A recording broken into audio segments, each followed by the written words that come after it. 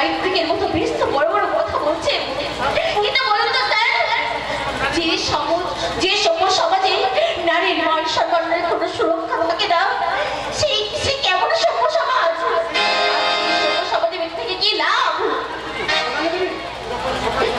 যখন সমাজ সংসার বিদ্রোহের আগুন তুলে বলবে ওই যাই সেই ধর্ষিতা মেয়ে, তখন কি একবারও মনে হবে না যে কথা শোনার আগে মরে যাওয়াটাই ভালো ছিল?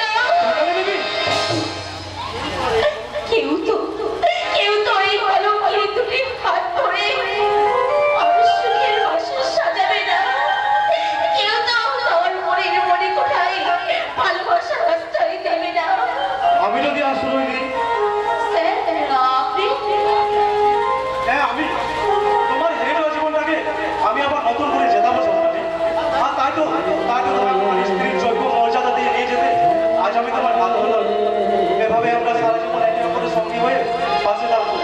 তুমি হবে আকাশ, আমি হবো বাতাস, তুমি হবে পাহাড়, আমি হবো ঝর্ণা। পাশে ঝর্ণা হতো সমুদ্রে ফেনে হাওয়ার ঢেউ তালে তালে আমরা দুজন নাচবো, গাইবো আর বলবো দিন আছে দিন যায় তোমার আশায়, দিন বলে আমার স্বপ্নের দিনে জীবনে আসবে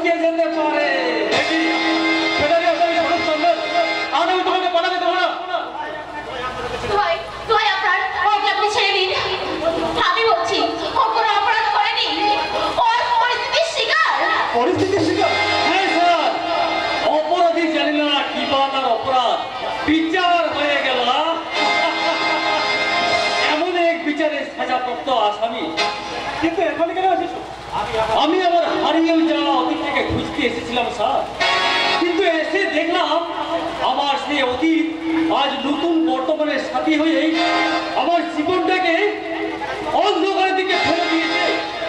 এসব তুমি কি বলছো স্বরূপ? আজ তোমার পরিচয় যাই হোক, একদিন তো ছিলে তুমি। না স্যার না, ভদ্র সন্তান বলে আজ আমায় বিদ্রুপ করবেন না। আমি তো স্যার একটা মাতা লম্পট। স্বরূপ আমি জানি স্বরূপ তুমি সম্পূর্ণ নির্দোষ। আপনি ভুল জেনেছেন মেম সাহেব, আমি তো সারা একটা লম্পট পাতাল। এই দেখুন না, তো আমি মদ খাচ্ছি। মদ স্বরূপ